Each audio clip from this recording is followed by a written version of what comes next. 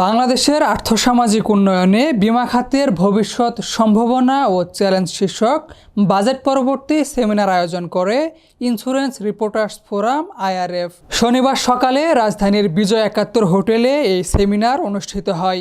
সেমিনারে উদ্বোধনী বক্তব্য রাখেন আইআরএফ সভাপতি গোলাম মাওলা।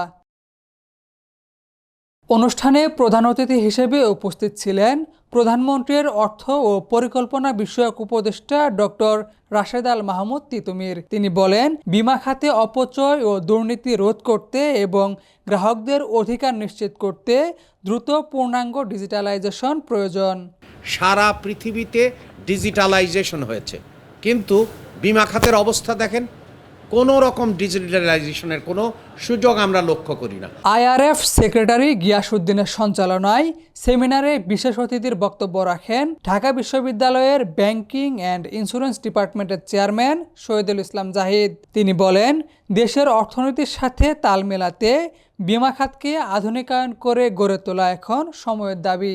আগামী ৮ থেকে ১০ বছরের মধ্যে যদি আমরা এই জিডিপিকে এক্স্যাক্টলি $1 ট্রিলিয়ন রূপান্তরিত দেখতে চাই, সেক্ষেত্রে আমাদেরকে ডাবল কিন্তু করতে হবে, ৫০০ থেকে ১,০০০ বিলিয়ন তথা $1 ট্রিলিয়ন রূপান্তর ঘটাতে হবে।